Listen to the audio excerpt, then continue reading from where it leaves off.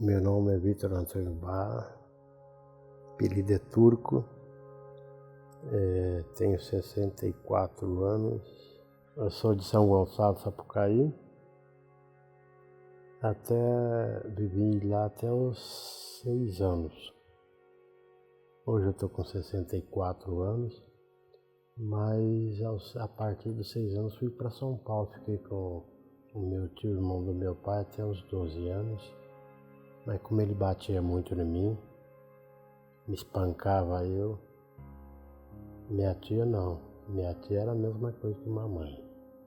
Acabei indo por fugir de casa, lá em São Paulo, fui pro juizado de menor, lá apanhava, na Avenida Celso Garcia. Aí até que eu mudei, eu fui para um outro colégio, aí uma família de alemão e holandês me tirou de lá. Eu acabei de me criar lá, trabalhando no Pão de Açúcar, supermercados Pão de Açúcar, onde tive a oportunidade de conhecer o pai do Abílio Diniz. Na época ele que me ensinou assim colocar as coisas na prateleira, sem saber que ele que era o dono. Aí quando ele acabou de me ensinar, eu agradeci e depois a gerência me chamou lá e falou: o seu patrão mandou dar os parabéns para você. Eu falei: mas patrão, porque esse é o dono do supermercado Pão de Açúcar. Aí depois disso, passei de maior, conheci a mãe dos meus filhos. Ela com 10 anos mais velha do que eu, deu pra gente combinar, acabamos se separando. Eu já trabalhava no jornal Folha de São Paulo, de auxiliar de escritório. Ela foi embora, voltou para Blumenau, filho de alemão, né? E trabalhei no jornal, aí depois comecei a ter conhecimento com diversas pessoas, eles queriam me levar para a Alemanha e eu não quis. Aí eu saí de lá, voltei para Minas, para São Gonçalo de Sapucaí. Aí comecei a escrever para as embaixadas, emissoras de rádio, assim, que transmitia programa em português para o Brasil, inclusive a antiga Rádio Central de Moscou, que me responderam minha carta no dia 5 de dezembro de 76. Minha madrasta pegou e saiu falando em São Gonçalo que eu era comunista. Eu saí lá do jornal, Aí em São Gonçalo começou a perseguição, ninguém me dava serviço para mim.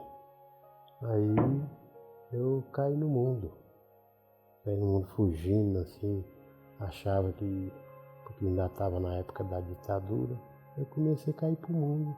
Foi aonde que eu conheci o trecho, andava de a pé, mesmo com os documentos, com medo igual o delegado em São Gonçalo ameaçou entregar eu pro Newton Cruz. Na época ele estava em Pouso Alegre. Eu saí como um fugitivo, é a mesma coisa que um fugitivo de guerra. No nome deles, mas no fim eu acabei descobrindo que não foi no nome deles. Eu já estava bebendo também, um pouquinho. A mãe dele já pegou e vendeu um sobrado. Mas eu caí no mundo assim para ver como é que era a miséria. Porque na época que eu trabalhava no jornal eu era muito orgulhoso. Sendo meu pai filho de negro, por causa da raiva que eu tinha do meu tio, eu não gostava de negro. Mas depois isso foi acabando, sabe como? Não gostava de bêbado. Uma pessoa tivesse caído no chão, eu passava longe. Até que eu comecei a beber, fui conhecer o que é essa vida. Aí depois eu acredito que Deus me transformou. Eu, de uma tal maneira que eu passei a ter dó dessas pessoas. Eu falei, meu pai bebia, mas ele nunca olhava isso aí. Olhava só o defeito dos outros, mas lá dentro da minha casa meu pai não olhava. Entendeu? Então foi a partir daí que eu comecei a andar. Andava de a pé. Algumas cidades eu pegava passe. e fui parar em Curitiba, onde eu vi assistência social, um caos lá, tratando as pessoas com desprezo. E eu saí de lá, fui lá para Cambé, no Paraná. O negócio é o seguinte, nesse meio tempo eu tive trabalhando em paradas de ônibus. Mas acontece que eu não conseguia, trabalhava à noite, não conseguia dormir de dia, então eu bebia meio litro de pinga para dormir, não conseguia. E depois, lá em Campanha, tinha a parada do Cometa, eu vi os próprios funcionários, os próprios parentes da dona da parada de ônibus roubando. Eu nunca quis isso, porque se eu quisesse eu estava rico, nas oportunidades que eu tive de querer passar a mão nas coisas dos outros, mas isso não é para mim. Eu acho que eles falam que está combatendo a pobreza, mas nosso Brasil ainda tem uma miséria muito triste ainda. Se joga comida fora, tem entidades mesmo, em vez de guardar na geladeira, joga comida na lavagem para poder beneficiar o outro que está pegando a lavagem, para quando chegar no fim do ano ganhar um leitãozinho. Isso aí eu sei disso, entendeu? Então eu luto. Eu tenho vontade um dia ter uma casa para me acolher essas pessoas, mas fazer com dignidade. Porque tem uma palavra que Rui Barbosa disse, que o homem teria um dia sentir vergonha de dizer que é honesto. A palavra de Rui Barbosa. Que eu tenho muito exemplo de entidades que eu tentei ajudar como voluntário, porque a gente que é voluntário, que não tem dinheiro, a gente sofre, eles pisam na gente, certo? Eu vi a roubalheira, caí sempre fora, até mesmo de entidades religiosas, existem essas coisas. E, por exemplo, os obreiros lá comem carne, os que estão mais para baixo, que não são obreiros, como arroz, feijão, uma verdura. Como eu já vi lá em São Sebastião, no Paraíso, uma entidade lá, os meninos comendo o puro arroz com alface. Eles me chamaram eu para ir trabalhar com eles, eu falei não.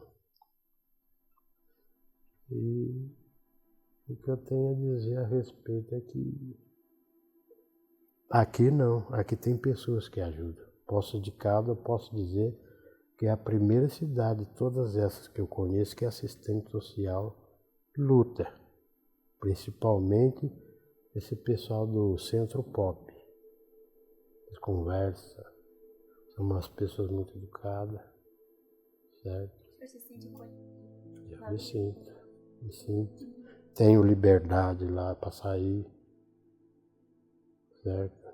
Chegar às 6 horas da tarde. Todo dia eu faço minha obrigação, limpeza, depois eu vou para dentro do quarto, eu fico sentado batendo papo, vou procurar alguém para conversar, porque às vezes eles não se abrem com a assistente social, nem com o psicólogo. Eu vou bater papo, começo a descobrir as coisas, o pouco que eu posso eu transmito para eles, certo? Até mesmo na rua. Eu fiquei, faz 2 meses que estou no abrigo Madre Teresa. Eu posei, eu e um outro menino, nós posamos dentro de um Peugeot do Marcelo do Açaí, lá em frente o Ronaldão. E ali a gente vivia ali, aí depois apareceram uns outros. Eu recebo um pequeno benefício do INSS e de manhã cedo eu levantava e o menino fundado nas drogas. Que eu achei que era uma obrigação da minha parte lutar. Porque eu pensei bem, meu filho nunca mexeu com droga.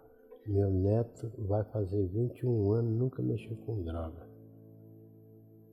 E esse menino A mãe dele vive na rua também.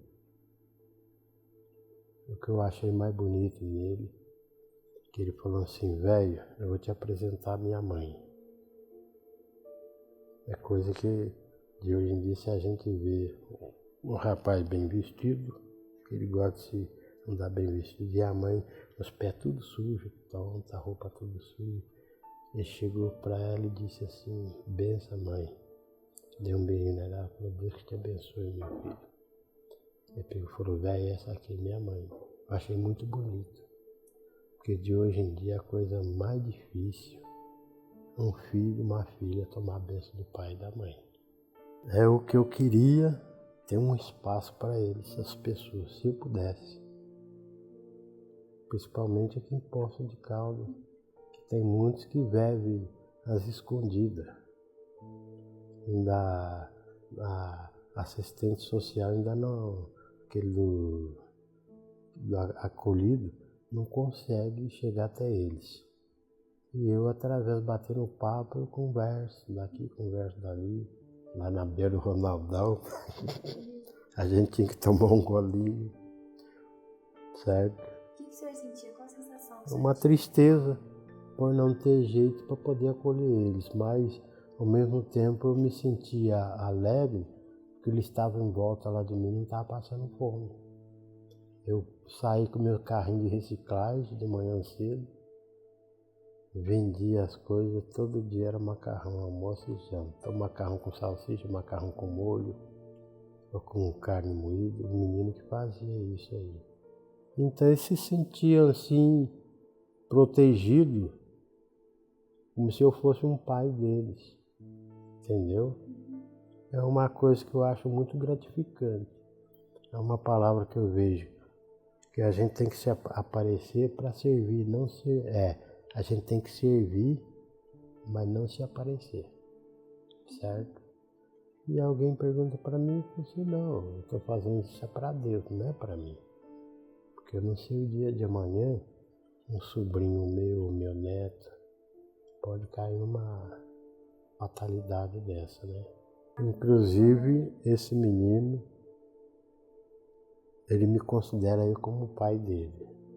Porque ele viveu uma vida muito boa. O tio dele, o irmão do pai dele, criou ele como filho.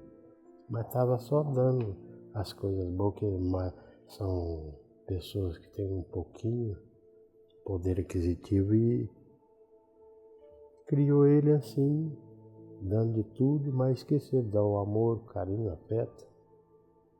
E ele começou a mexer com droga. Com 17 anos ele descobriu, pegou, botou ele para a rua. Certo? É o que ele me conta. Quer dizer que desprezaram ele. E ele contando a vida dele para mim, sempre ele saía toda noite para mexer com droga. Quando eu chegava no outro dia, eu passava a noite em claro, esperando. Porque mataram a irmã dele, aqui na cidade, aqui, foi uma morte muito horrível. Na tal de Priscilinha. E então eu ficava com medo de acontecer qualquer coisa comigo. Então eu ficava, quando era 5 horas da manhã ele aparecia. Em vez de eu ir dormir, eu ia catar minha reciclagem. Às vezes ele falava assim pra mim assim, ô velho, eu tô com fome. Eu lembrava de algumas pessoas que falavam assim que não tinha nada que comer dentro de casa. E que o filho falava, pai, mãe, tô com fome. Eu olhava nele, ele vai fazer 26 anos. É um menino que todo mundo gosta dele, certo? Muito educado. Eu olhava nele, olhava como se ele fosse uma criança. E aquilo me doía o coração. O senhor tem contato com seus filhos? A minha filha faleceu já. Mas o meu filho, o problema é a nora. A nora que não gosta de... Entendeu? De negro. Aí ele pega e fala assim, então por que você casou comigo? Ele queria que eu fosse para Blumenau. Mas acontece que eu falei para ele, não quero estragar a felicidade de vocês. Certo? o senhor tem um contato por telefone? Não. Nenhum. Não, porque eu fiquei sabendo que ele falou, meu pai é bobo. Por que ele fica desse jeito aí? Querer ajudar quem tá na rua. Eu ajudei muita gente já. Levava no INSS, médico. Sempre deu bom resultado.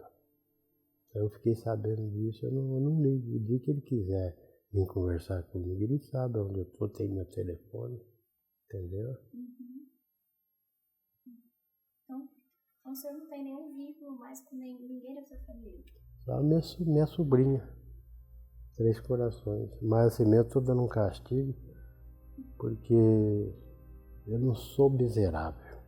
Eu acho que a gente tem que fazer conta de acordo com aquilo que a gente tem no bolso. Não é esbanjar, não. Eu pagava água, pagava luz, internet para minha sobrinha que vai fazer 15 anos agora. Eu ajudava na compra, gás, padaria. Então tudo isso faz um milagre. Enquanto eu estava junto com ele, só tomava cerveja uma vez por mês.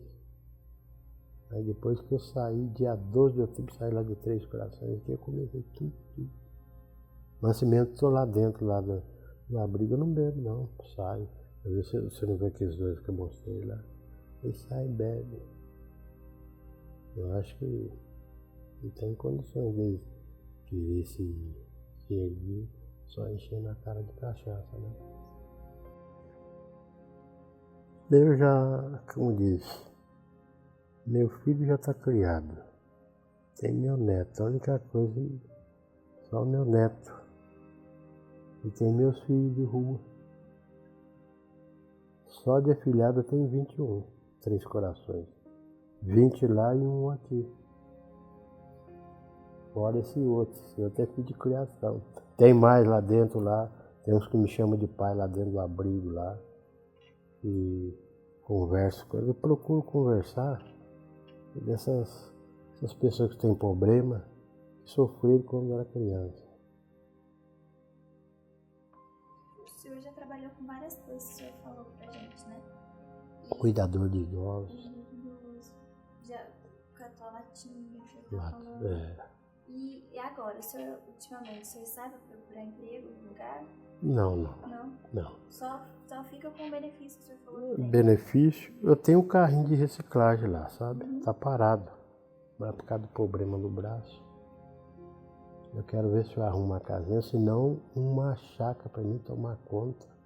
Porque você mexer com produtos orgânicos, formo, muda de árvores, por exemplo, pingo de ouro.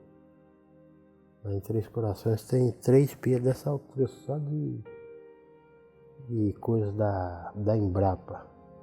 De 41 centros de pesquisa da Embrapa, tem do Instituto Agronômico de Campinas. E se eu não tivesse saído de lá, eu ia começar a escrever para esses institutos de pesquisa agrícola estrangeira. Eu acho que eles têm que ter um tratamento, conversar, porque eles não se abrem com os psicólogos.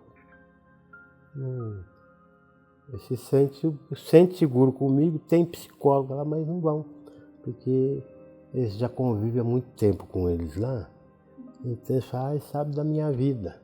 Eu acho que o que precisava é tirar eles de lá de dentro para conversar com um psicólogo ou uma psicóloga de fora, que não conheça a vida deles, para eles poderem se soltar. Porque eu falei, tem um do meu quarto, eu falei, não adianta você conversar comigo se você mentir para mim.